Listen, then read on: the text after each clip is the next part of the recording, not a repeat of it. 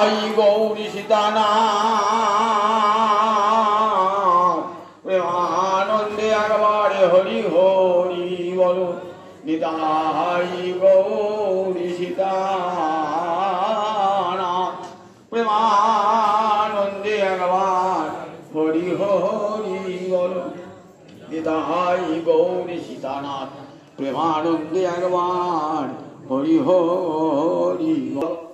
भक्तबिंदेर चरणे आमार कोटि कोटि दंडवत प्रणिपात।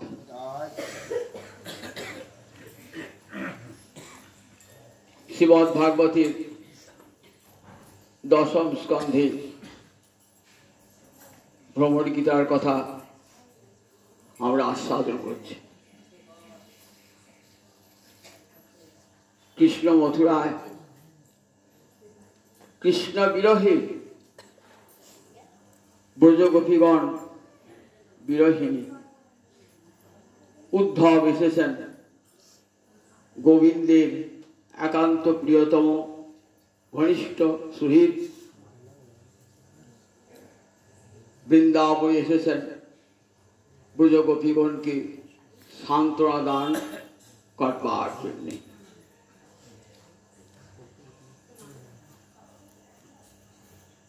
आसबार समय गोविंद की बोलेছিলেন गोपीनां मद वियोगाधीन मद संदेश हई विमोचय। आमार पितामाताके पितामातार शांति स्थापन करबे आमार संबाद दिए और सेई संगे आमार विरहे कातरा जे ब्रजगोपीगण तादेर अंतरे शांति दान करबे आमार संबाद प्रदाने। उद्धव एसेছেন पितामाताके पितामातार संगे साक्षात्कार हয়েছে। एबार ब्रजगोपीगणের संगे साक्षात्कार करते गिয়েছেন। ब्रजगोपीगणের संगे तार साक्षात्कार हয়েছে। समस्त ब्रजगोपीगणকে दर्शन दान करेছেন।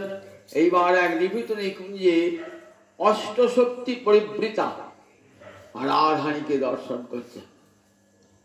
এই রাধারানী महाभावमयी कृष्णमयी कृष्ण जाहारे अंतरे बाहिरे जहाँ जहाँ नेत्र पड़े तहाँ कृष्ण सुरे।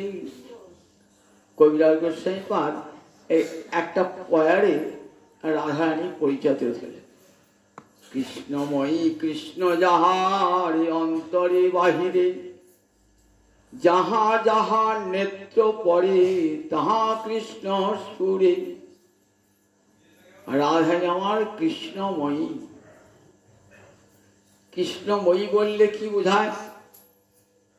कृष्णमयी शब्दटी यदि विश्लेषण करी ताहले कि पाওয়া যায়?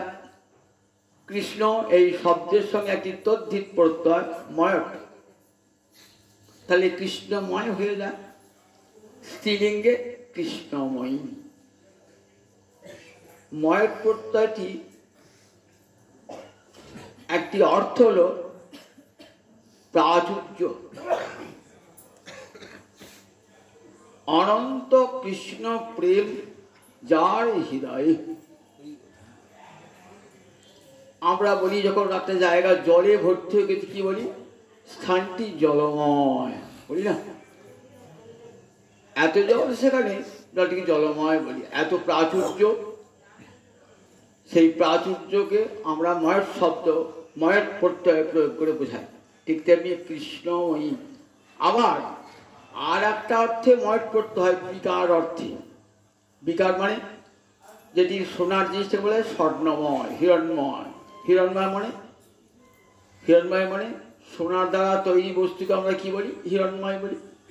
मठ प्रत्यय হয়েছে হিরণ সঙ্গে মঠ প্রত্যয় যোগ হয়েছে, তাহলে একটা বিকার অর্থে সোনার বিকার যেটা স্বর্ণময়। রাধারানী কৃষ্ণ প্রেমের বিকার। বিকার মানে ঘনীভূত রূপ কৃষ্ণ প্রেম জমাটবদ্ধ হয়ে ওই রাধা মূর্তি ধারণ করেছে। রাধারানী তো সত্যি সত্যি কোনো মূর্তি থাকে না। আমরা যে গান গাইবার শক্তি তার মূর্তি করে দেখতে পান? আমরা চলবার শক্তির মূর্তি আছে, শক্তির মূর্তি থাকে না, শক্তি অমূর্ত। কখন শক্তি মূর্ত হয়? যখন লীলা প্রকাশের ইচ্ছা জাগ্রত হয়, তখন শক্তি মূর্তি ধারণ করে। আমি একটা গল্প বলে বোঝাবার চেষ্টা করি। এক গ্রামে এক সাধু বাবা এসেছেন। বিভিন্ন রাগ রাগিনীতে গান করতে পারেন তিনি। সাধু, সচ্চরিত্র, শুদ্ধান্তকরণ, সবাই সাধুকে ভালোবাসে। তিনি প্রতিদিন ভোরবেলায় উঠে ভোরের রাগে কীর্তন শুরু করেন। রাগ রাগিনী তো মূর্তি আছে, রাগ রাগিনী শক্তি, গানের শক্তি বটে, কিন্তু মূর্তি ধারণ করে ওরা। কে দেখতে হবে? একমাত্র যে গান গাইছে সে ছাড়া আর কেউ দেখতে পায় না।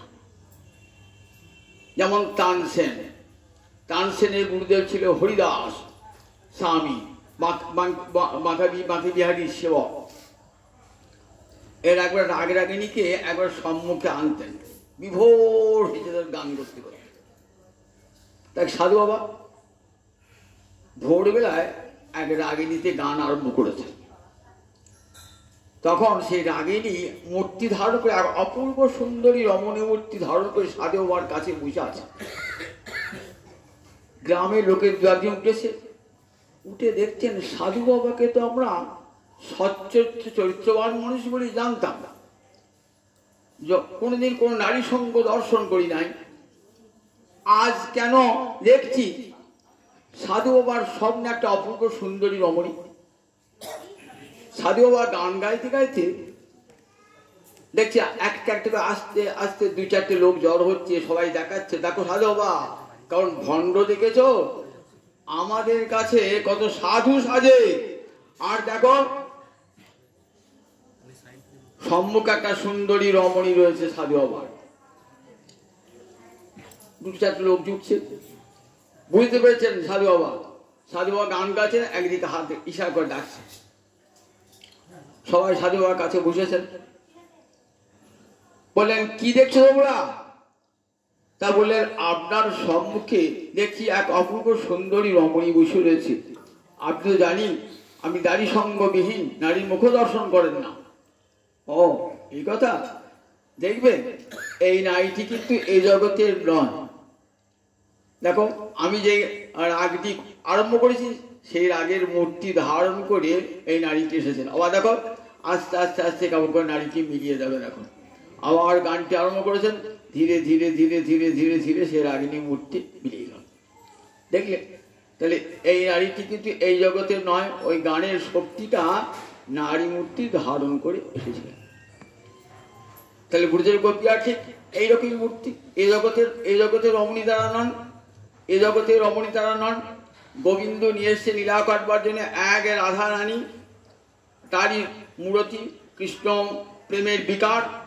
এক রাধারানী হতে অনন্ত গোপীর বিস্তার। কৃষ্ণ নিজেই রাধারানী হয়েছেন। কৃষ্ণ ভাবছেন আমি এক আছি, কিন্তু দুই হব, দুই না হলে তো লীলা হবে না। যেই ভগবানের সংকল্প, সঙ্গে সঙ্গে গোবিন্দের বাম অঙ্গ থেকে রাধারানীর আবির্ভাব, গোলকে রাধারানী আবির্ভাব। রাধারানী ভাবছেন গোবিন্দকে আমি, রসরাজ গোবিন্দকে তার রসের তৃষ্ণা মেটাবো, কিন্তু আমি একা কেমন করে রসের তৃষ্ণা মেটাবো? গোবিন্দ চান বহু ভাবে রস আস্বাদন করতে, বহু ভাবে রস আস্বাদন করবেন। বামা নায়িকা, দক্ষিণা নায়িকা, মুগ্ধা, মধ্যা, প্রবলভা, ধীরা, অধীরা, ধীরা ধীরা, সব নায়িকার প্রেমের রস আস্বাদন করবেন রসরাজ গোবিন্দ। রাধারানী ভাবছেন আমি একা কেমন করে সেই বাঞ্ছা পূর্ণ করবো। তাই রাধারানীর সঙ্গে সঙ্গে ইচ্ছা করলেন আমি যেন কোটি কোটি গোপী হতে পারি। রাধারানী অঙ্গ হতে কোটি কোটি গোপী হয়ে গেল। এইবার বুঝলেন গোপী তত্ত্বটা কি? গোপীরা কিন্তু এই জগতের কোনো বোয়ালি নয়, এই জগতের কোনো রমণী নয়।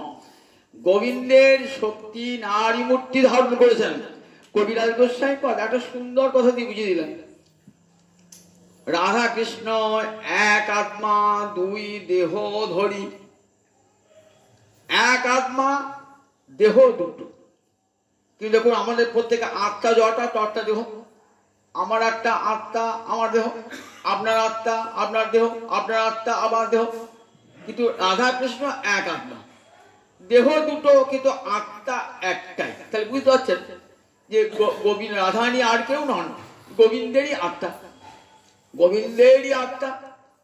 সুতরাং রাধারানী পৃথক কোনো গোয়ারিনীও নন, এ জগতে রমণীয় নন।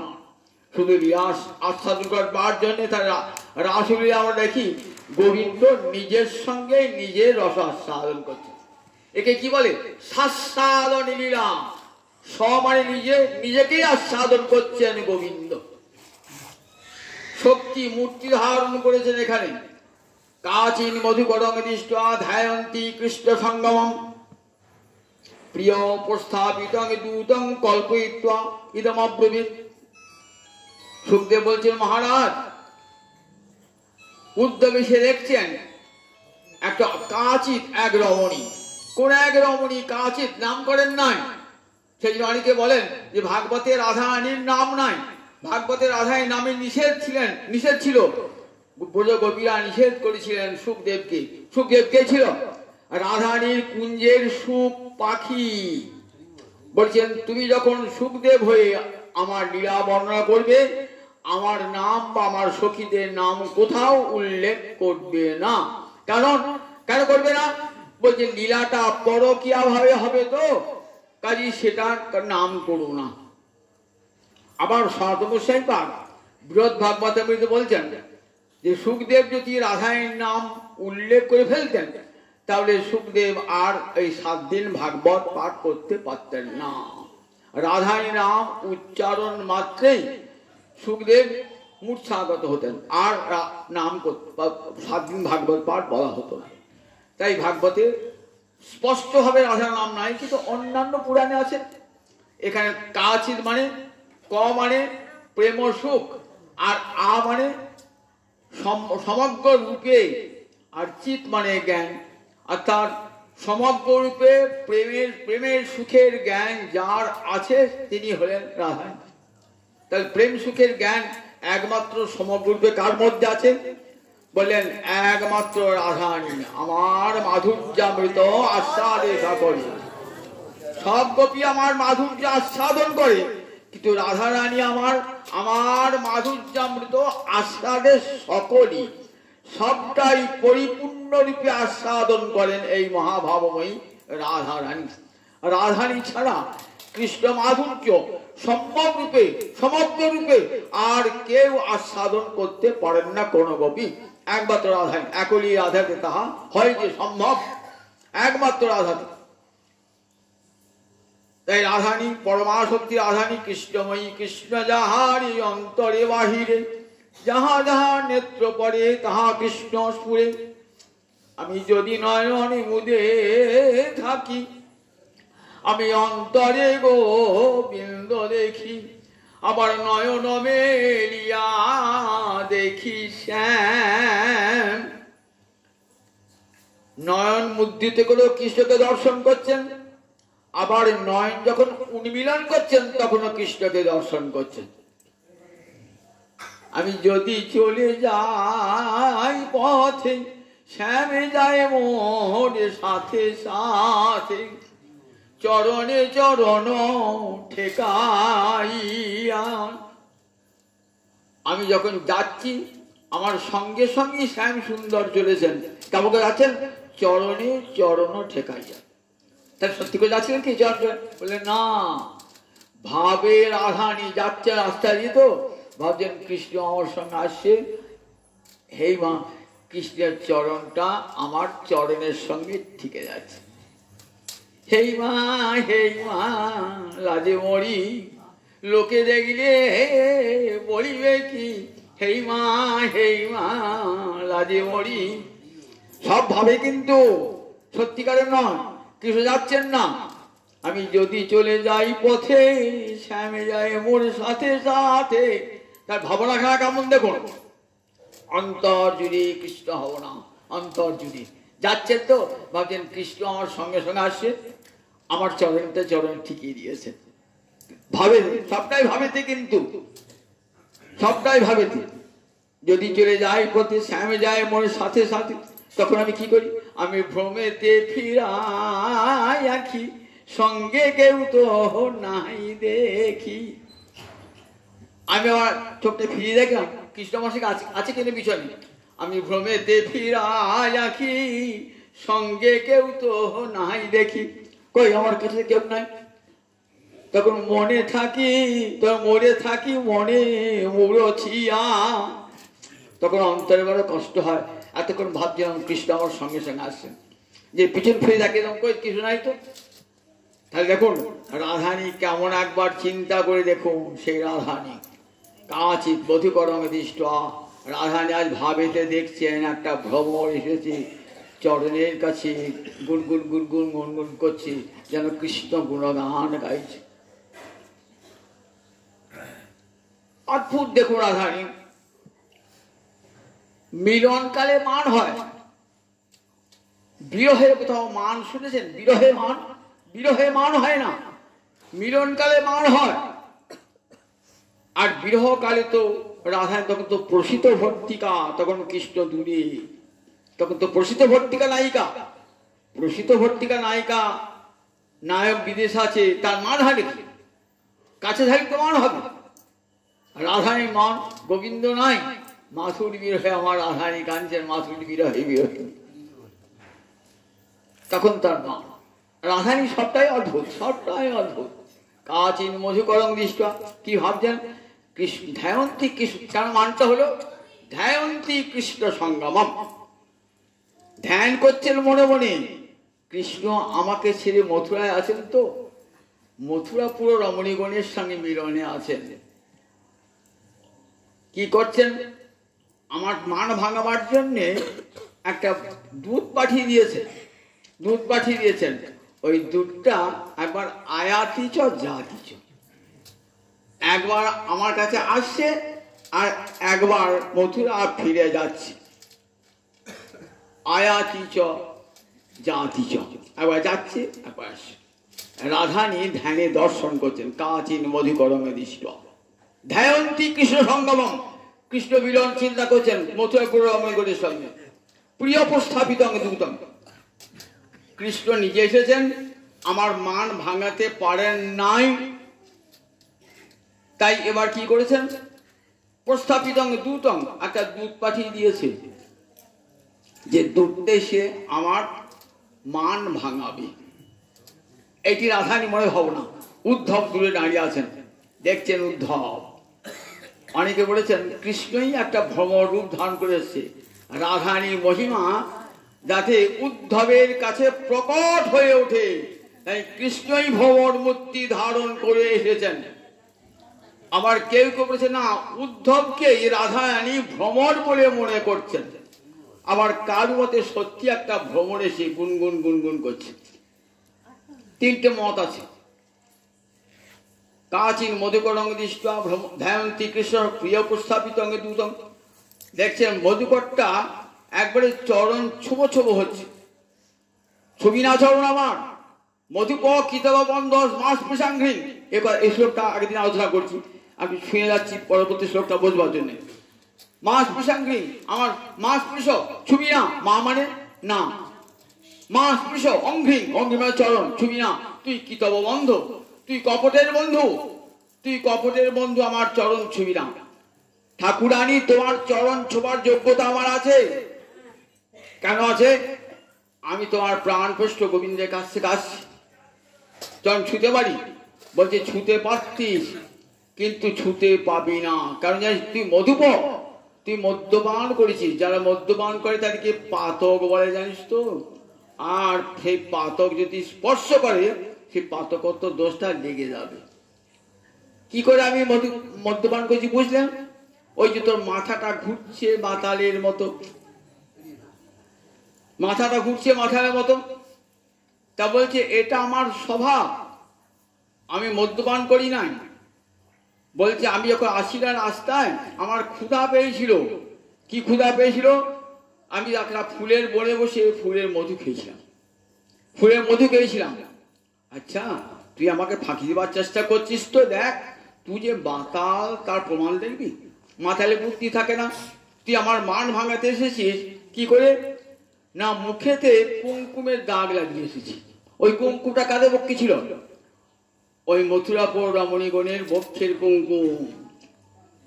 তোর সখা যখন তাকে আলিঙ্গন করেছে না, ওই মালায় লেগে গেছে ওই কুমকুমটা। আর তুই সেই ফুলের বউ বসেছিলি, আর সেই কুমকুমটা তোর মুখে রয়েছে। ও ঠাকুরানী, ওটা কুমকুম নয়, কুমকুম নয়। তোটা কি?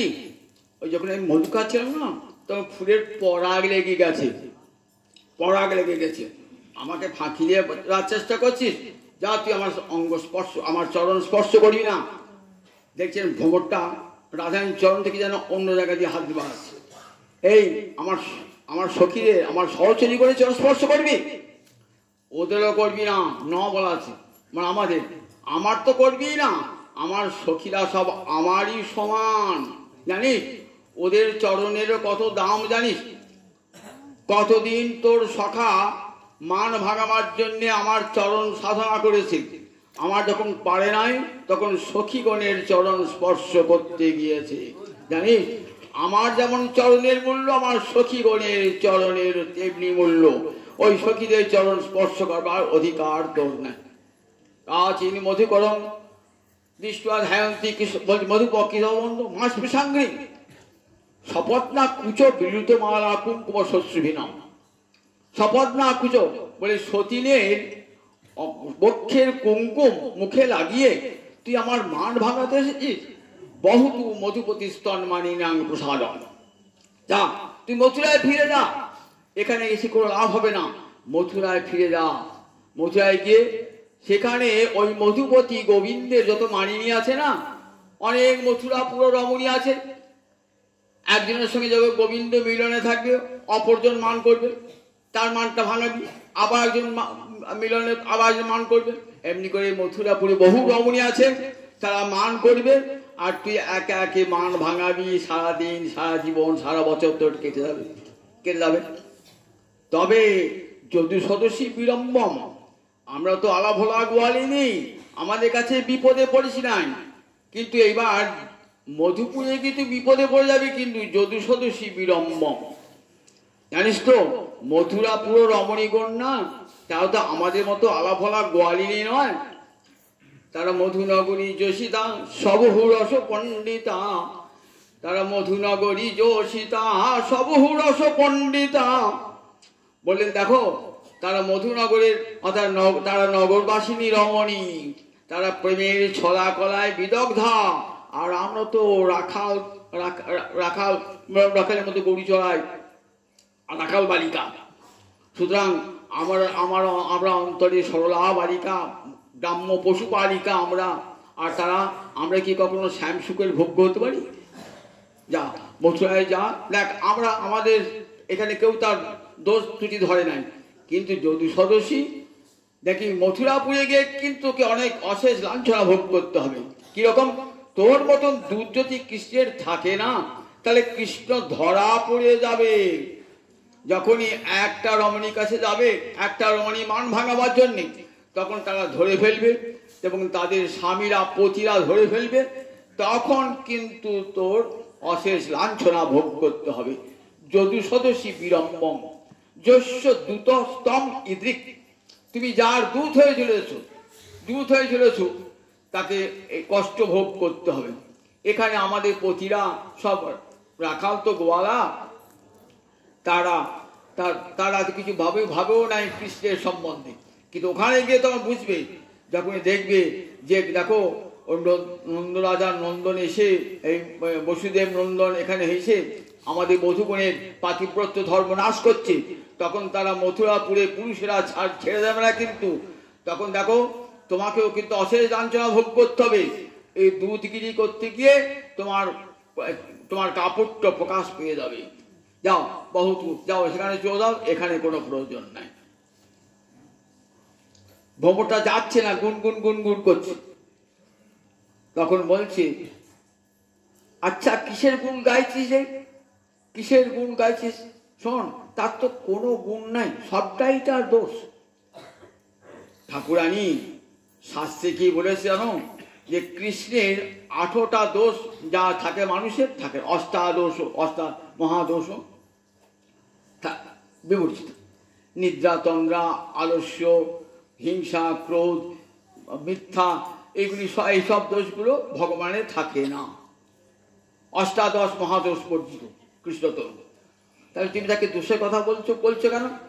তা বলছি কি বললি রে? তার দোষ নাই, তার অশেষ দোষ। জানিস, দেখ, তার অশেষ দোষ হলো একটা দোষের কথা শোনায়, সে দোষটা খুব গোপন, আমরা ছাড়া আর কেউ জানে না সে দোষে, সেই গোপন দোষের কথা শুনবি ভ্রমর।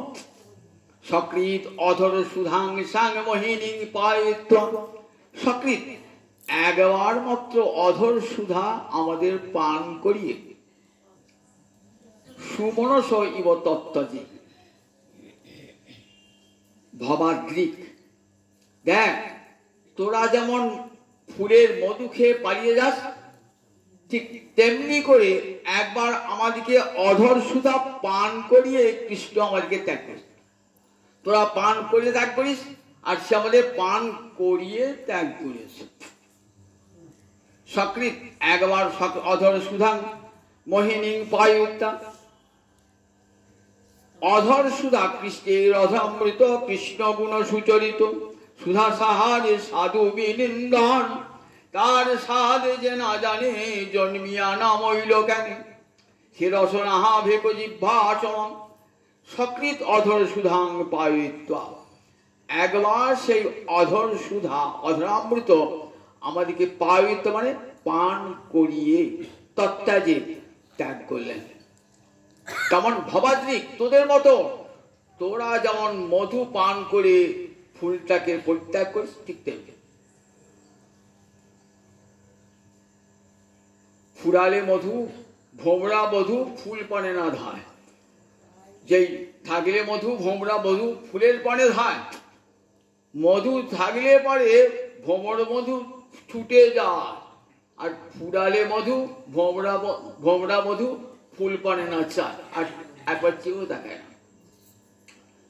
তাই দেখ, তোরা ফুলের মধু পান করে চলে যাস, আর ফুলটাকে ত্যাগ করিস, এটা তোর জীবিকা।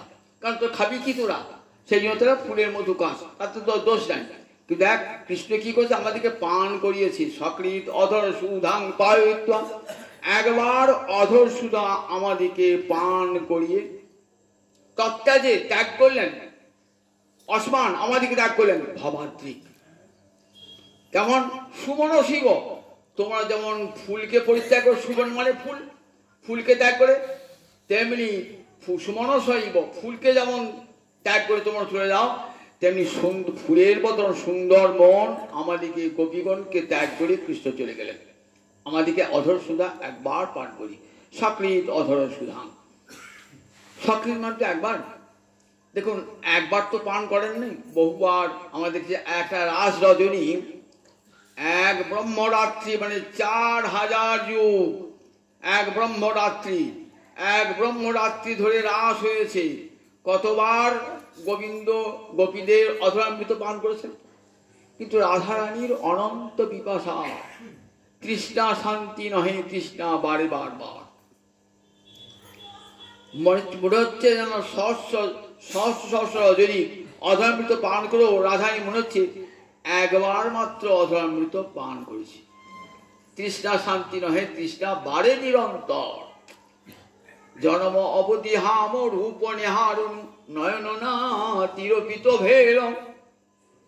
লাখ লাখ যুগ হিয়ে হিয়ে রাখুন, তবু হিয়ে জুড়ন না গেল। জন্ম থেকে তোমায় দেখছি বধূ, তথাপি আমার দুটি নয়নের তৃপ্তি পেল না। কখন হয় বললো? যখন অনুরাগ দশা আসে। অনুরাগ দশা কোথা থেকে অনুরাগ হয়? প্রেম, স্নেহ, মান, প্রণয়, রাগ, অনুরাগ। এই অনুরাগ দশায় কি করে হয়? যতবার কৃষ্ণ দর্শন করছি ততবার কৃষ্ণকে তিলে তিলে নূতন হয়। মনে আর যেন এই কৃষ্ণকে কোনোদিন দেখি নাই, কোনোদিন দেখি নাই। অন্তরে এই পিপাসা লেগেই রয়েছে, লেগেই রয়েছে। তাই এতবার অধরামৃত পান করো, রাধারানী বলছে একবার মাত্র অধরামৃত পান করেছি, একবার মাত্র। সকৃত অধর সুধাং পায়িত সুমন শৈল তত্ত্বে অসমান ভবাদ্রিক, আমাদেরকে ত্যাগ করেছে। সমস্ত শ্লোকগুলি রাধারানী মুখোৎকীর্ণ। তো উদ্গীর্ণ মানে উদ্গার, ঢেকার। আপনি একটা ভালো মিষ্টি খেলেন তো দেখেন ঢেকা উঠলে পরে ওই মিষ্টি গন্ধ থেকে যায় ঢেকারের মধ্যে। রাধারানী মহাভাব থেকে উঠছে কথাগুলো, মহাভাব থেকে সব প্রেম মিশানো, রাধারানী মহাভাব মিশানো আছে। সব এগুলি সব দোষ নয়, কৃষ্ণের গুণে পরিণত হচ্ছে। সব এগুলি কৃষ্ণের গুণে পরিণত হচ্ছে। প্রতিটি শ্লোক মালিনী ছন্দে, মালিনী ছন্দ 15 অক্ষরে মালিনী ছন্দ, 8 আর 7, 8 আর 7। এই মালিনী ছন্দে একটা ইতিহাস শোনাই। মহাকবি কালিদাস, রবীন্দ্রনাথ যেমন বাংলা সাহিত্যের একবারে কবিগুরু, কবিশ্রেষ্ঠ হয়ে রয়েছেন, ঠিক তেমনি উজ্জ্বলতম নক্ষত্র বাংলা সাহিত্যের আকাশে, ঠিক তেমনি মহাকবি কালিদাস সংস্কৃত সাহিত্যে উজ্জ্বলতম নক্ষত্র। তিনি এখন কুমার সম্ভব কাব্য রচনা করছেন না, সেই কুমার সম্ভব কাব্যের প্রতি স্বর্গের শেষে একটি করে মালিনী ছন্দ, প্রতি স্বর্গের শেষে মালিনী ছন্দ। কেন? যখন নিশিপ্রা নদীর তীরে বসে কাব্য লিখতেন না কালিদাস, তখন একটি মালিনী প্রতিদিন মাথায় করে পদ্ম ফুল নিয়ে বিস্মৃত বাজারে। কালিদাস দেখতে খুব সুন্দর ছিলেন, তো মালিনীও খুব সুন্দরী ছিল। মালিনী মনে মনে ভাবতেন কালিদাসকে প্রতিভাবনা করতে, কিন্তু সাহস হতো না, তার প্রেমের কথা বলতে সাহস হতো না। ভাবেন অত বড় পণ্ডিত, আমি একটা সামান্য মালিনী যাব কি করি? কিন্তু প্রতিদিন ওই মালিনী দেখতে যেতেন কালিদাসকে। আর কালিদাসও মালিনীকে ভালোবাসতেন বলে মালিনীকে ওই ছন্দের মধ্যে রেখে দিয়ে গেলেন। মালিনীকে এই কুমার সম্ভব কাব্যের প্রতি স্বর্গের শেষে মালিনী। কালিদাসের যদি মৃত্যু শোনা যায়, তখন এই মালিনী একটি পদ্ম ফুলের মালা কালিদাসের অঙ্গের উপরে চাপিয়ে দিয়েছিলেন। তার নিজের ভালোবাসার কথা জানিয়েছিলেন যে ইহজন্মে তো মিলন হলো না, পরজন্মে যেন তোমাকে প্রতিরূপে পাই, এই বলে। এই মালিনী ছন্দে একটা করুণ ইতিহাস আছে। মালিনী ছন্দে যেন মাল্য ভূষিতা কোনো রমণী চলেছেন অভিসারে, কারোর গলায় মালা পরাবার জন্যে, আর অন্তরে থাকে বিরহের ব্যথা থাকে। মালিনী ছন্দে এই বৈশিষ্ট্য। 15 অক্ষরের ছন্দ, প্রথমে 8 তারপরে 7, এমনি করে হবে। সকৃত অধর সুধাং পায়িতা তত্ত্বে অসমান ভবাদ্রিক, তোমার মতন একবার, তোমার যেমন একবার ফুলের মধু খেয়ে সে ফুলটাকে ত্যাগ করো, তেমনি করে কৃষ্ণ একবার আমাদের অধর সুধা পান করিয়ে পরিত্যাগ করেছেন। কৃষ্ণের এই যে অধামৃত, দেখুন সেই কৃষ্ণের অধামৃতের কত গুণ আমরা দেখি। আমরা দেবর্ষী নারদ প্রতিদিন যান বৈকুণ্ঠে, তো দেখেন যে বৈকুণ্ঠে যাই বটে, কিন্তু কোনোদিন তার অধরামৃত প্রসাদ কোনোদিন নারায়ণে পেলাম না। একদিন বলছেন, প্রভু আমাকে তো এত কৃপা করেছো, তোমার অধরামৃত তো একদিনও পেলাম না। বলছেন ওই অধরামৃত ওটা আমার আর অধিকারে থাকে না, আমার ভোজনের পর ওটি লক্ষ্মীর অধিকারে চলে যায়। তাহলে কি করে পাবো অধরামৃত? তারপর যে লক্ষ্মী দেবীকে যে তুষ্ট করতে পারো, তাহলে অধরামৃত পাবে। কি করে লক্ষ্মীকে তুষ্ট করা যায়? ওই লক্ষ্মীর সেবা দিয়ে লক্ষ্মীকে তুষ্ট করো। আমি তো পুরুষ মানুষ, কি করে লক্ষ্মী সেবা করব? গোবিন্দ বলেন, আমি তোকে নারী দেহ দান করছি, তুমি সেই নারী দেহ নিয়ে লক্ষ্মীর সেবা করো। নারদ গোবিন্দের কাছ থেকে নারী দেহ প্রাপ্ত হয়ে লক্ষ্মী সেবা করলেন মনোমত। লক্ষ্মী তুষ্ট হয়ে বললেন, কি চাস দাসী, কি চাস? বললে, ওই যে তুমি নারায়ণের প্রসাদ খাও না, ওই প্রসাদের শেষে আমাকে অবশিষ্ট ভুক্তাবশিষ্ট আমাকে দিতে হবে। বলেন ঠিক আছে। নারদ খেয়ে সেই প্রসাদ অধরামৃত, অধরামৃত মানে কৃষ্ণের প্রসাদ, অধরের অমৃত লেগে আছে প্রসাদে, তাই প্রসাদকে কি বলে?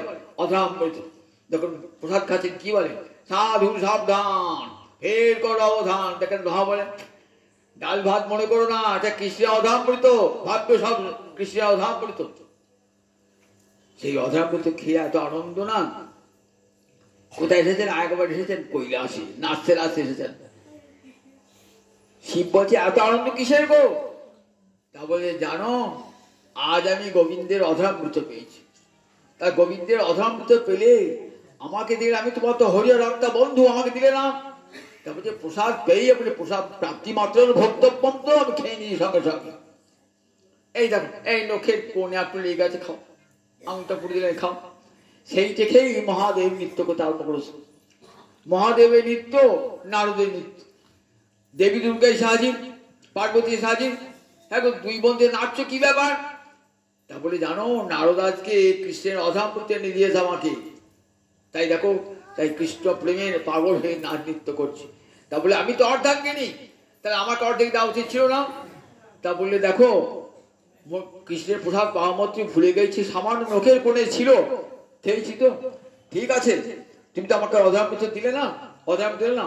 দেখো ওই কৃষ্ণের অধরামৃত সমস্ত জীব যাতে পায়, আমি প্রতিজ্ঞা করলে আমি সমস্ত জীবকে কৃষ্ণের অধরামৃত পাওয়া, এমনকি মনুষ্যতর প্রাণী পর্যন্ত ওই কৃষ্ণের অধরামৃত পাবে। কি করে?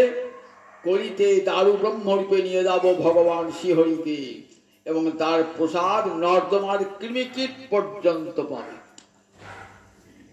পুরী ধামে এই জগন্নাথের মহাপ্রসাদ সবাই পায়, নর্দমার কৃমিকীট পর্যন্ত পায়, শিগাল কুকুর পর্যন্ত পায়।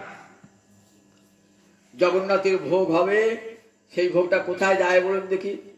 চলে যায় বিমলা দেবীর কাছে, আর যায় ভুবনেশ্বর মহাদেবের কাছে চলে যায়। সেই প্রসাদ দেখবেন বিমলা সেখানে অভিমানী হয়ে বসে আছে। গোবিন্দের প্রসাদ আগে গ্রহণ করবেন, তারপর অন্য কেউ গ্রহণ করবেন।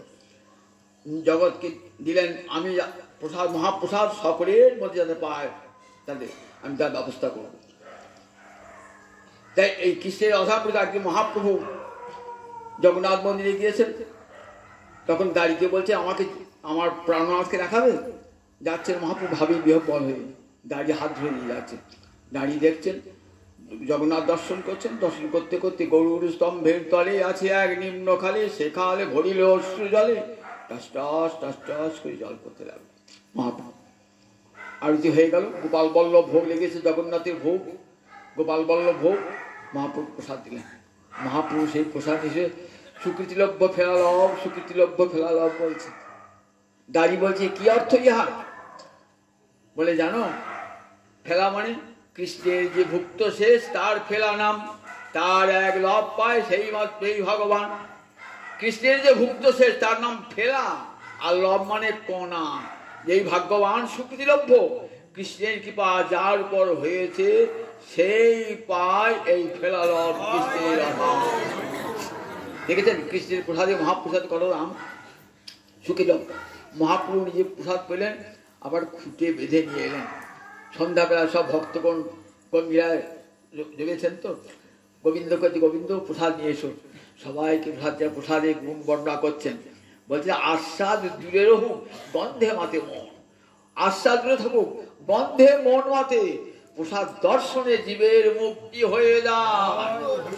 দর্শনে দেখেন না, ভোগ দর্শন করে, প্রসাদ দর্শনে জীবের মুক্তি হয়ে যায়। সেই প্রসাদ সকলকে দিলেন। পণ্ডিত সার্বভৌম আন্নিক না করে খান না কোনো জিনিস। দেখেছেন তো, মহাপ্রসাদে বিশ্বাস ছিল না। পুরীতে রয়েছেন একদিন, কিন্তু মহাপ্রসাদে বিশ্বাস ছিল না। মহাপ্রভু সেই মহাপ্রসাদে বিশ্বাস আনালেন কেমন দেখুন। মহাপ্রভু সান্নিধ্য লাভ করে কেমন কেমন মহাপ্রসাদের মহিমা জগৎকে প্রচার করলেন। ঘুম থেকে উঠেছেন, মহাপ্রভু এসেছেন প্রসাদ নিয়ে। সার্বভৌম পণ্ডিত পণ্ডিত করে রাখছেন, উঠেছেন, বিচার থেকে সবাই মত উঠেছেন, ওটি এই নাও তোমার জন্য মহাপ্রসাদ এনেছি। সঙ্গে সঙ্গে গ্রহণ করলেন মহাপ্রসাদ। বললেন পণ্ডিত তুমি জানলেই করো নাই, এখন অন্নপ্রসাদ গ্রহণ করলে। তা বললে শুষ্কং পর্যুষিতং বাপি নিতং বা দূরদেশত প্রাপ্তি মাত্রের ভক্তব্যম নাত্র কাল বিচারণা। বললে শুষ্ক শুকিয়ে যাক, দূরদেশ থেকে আনা হোক, পচে যাক, গন্ধযুক্ত হোক, প্রসাদ প্রাপ্তি মাত্রের ভক্তব্যম, সঙ্গে সঙ্গে ভোজন করবে, নাত্র কাল বিচারণা, এক মুহূর্ত বিচার করবে না।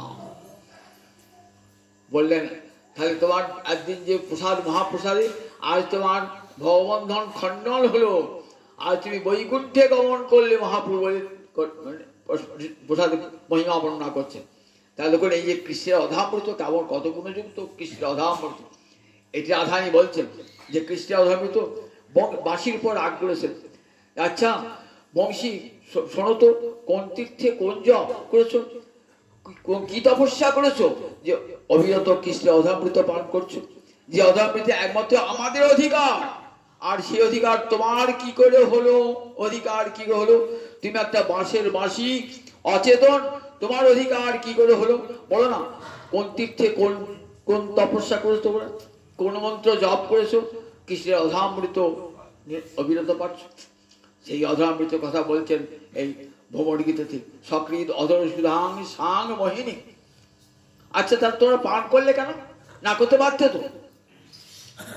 কি বলি ভ্রমর, তুই তো কীট পোকা, তুই কৃষ্ণের অধামৃত কথা জানিস? তার মহিমা কথা জানিস? তুই তার মহিমা কথা জানিস না। মোহিনী, অসাধারণ শক্তি আছে এই কৃষ্ণের অধামৃতি, মনকে মাতিয়ে দেয় না, মাথায় নারীর মন জিহ্বা করে আকর্ষণ। জানিস তুই এই অধামৃতির গুণ জানিস? জানিস না? সাং মোহিনী, মোহিনী এই অধরামৃত যে একবার পান করেছে না, মনে হয় তার বারবার পান করবো। তুই কীট সামান্য জানবি কি করে অধামৃতের মহিমা? সাং মোহিনী, এই অধামৃত মোহিত করে দেয় মনকে, মাথায় নারীর মন। বলে এই প্রসাদ যারা একবার পেয়েছে কৃষ্ণ অধামৃত, মনে হয় বারবার কি সারা জীবনটাই কৃষ্ণের প্রসাদ গ্রহণ করে কাটিয়ে দিই। তাই সকৃত অধর সুধাং সাং মোহিনী পায়িত্বা তত্ত্বাজে অসমান ভবাদ্রি। তোমরা যেমন ফুলকে ত্যাগ করে দাও, তেমনি করে আমাদেরকে একবার মাত্র অধামৃত পান করিয়ে কৃষ্ণ ত্যাগ করেছেন। জানিস কেমন নিষ্ঠুর? সুতরাং তার কথার গুণগান এখানে করবি না, এইগুলি ভ্রমণকে নিষেধ করছে। আজ তো সবটা বলতে পারলাম, 8টা বেজে গেছে। আবার আগামী রবিবার সরবদ্দাকে জয় দিতে হয়। একটা একটু আস্বাদন করুন।